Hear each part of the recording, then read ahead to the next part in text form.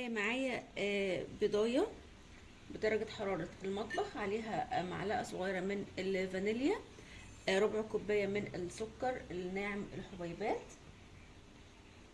ربع كوباية من الزبدة او الزيت على زبدة، اي مادة دهنية متوفرة عندي.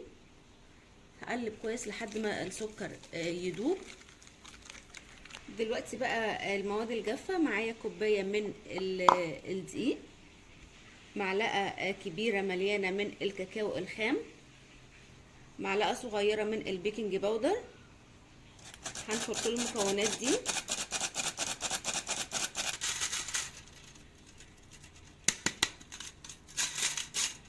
كده. الخليط بتاعي هقلبه المواد الجافة على المواد السائلة لحد ما القوام يبقى سايل معايا.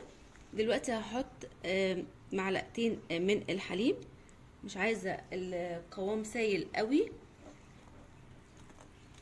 هحط شوية الباقيين. يبقى انا كده حطيت ربع كوباية بنفس معايير السكر والزيت نفس الكوبايه المعياريه اللي انا عايرت بيها، هي كل حاجه ربع كوبايه طبعا ما عدا الدقيق. وبكده القوام بتاعي بقى جاهز معايا. شايفين السمك اللي احنا عايزينه تخين بالشكل ده كده. دلوقتي معايا صينيه تشيز كيك، رشه فيها بس رشه من الزيت، هحط فيها الخليط بتاعي وهفرده في قعر الصينيه زي ما احنا شايفين كده. دلوقتي بقى هدخل الكيك بتاعتي الفرن على درجة حرارة 180 على الرف الأوسط. دلوقتي الكيك بتاعتنا بقت جاهزة معانا، هنسيبها على جنب تبرد تماما. دلوقتي علشان نعمل الايس كريم بتاعنا هنحتاج 400 ملي من الكريمة اللباني الخاصة بالخفق. انا حطيت ال 200 ملي الاولانيين وادي ال 200 ملي التانيين. طبعا الكريمه بتاعتي ساقعه طالعه من التلاجة، ما ينفعش تكون طالعه من الفريزر والا هتبوظ مني من التلاجة وتكون ساقعه كويس. دلوقتي بقى هخفق الكريمه بتاعتي شويه بالمضرب الكهربائي لحد ما القوام يتماسك.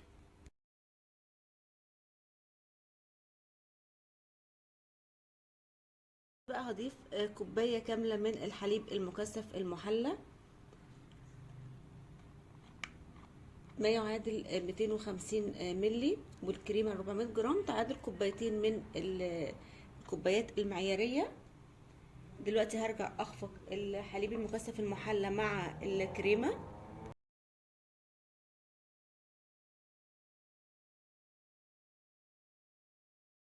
بقى الخليط بتاعي بقى جاهز، هقسمه نصين. دلوقتي هنا معايا 200 جرام من الشوكولاته السايحه والبارده مش سخنه ابدا عشان ما تبوظليش الايس كريم. هحطهم على النص الاولاني، وطبعا القطم او النكهات اللي احنا بنحبها هي اللي هنضيفها. دلوقتي انا اول طعم معايا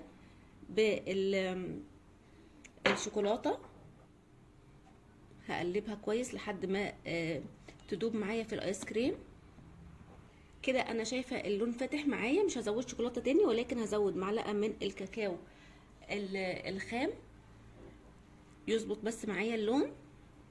كده ده اللون اللي انا عايزاه والقوام اللي انا عايزاه، كده بقى جاهز معايا. دلوقتي الكيك بتاعي برد، هنزل بالايس كريم بتاعي بالشكل ده كده وهفرده.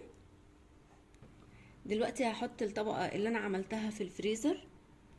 دلوقتي هحط على النص الفانيليا، يا اما نسيبه فانيليا زي ما هو يا اما نحط عليه شويه من الاوريو المكسر.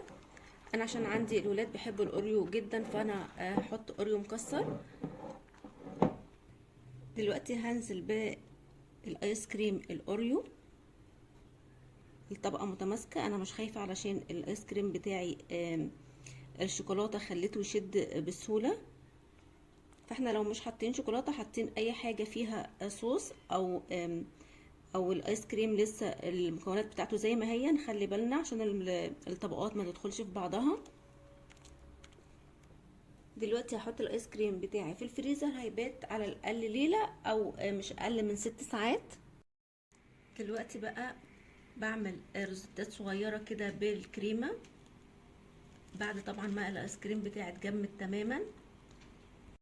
هنا معايا اوريو مقسماه انصاف بالشكل ده كده، بحطها اوقفها بعد ما طبعا عملت التزيين اللي انا حباه. تزيين بسيط جدا مفيهوش اي مشكله،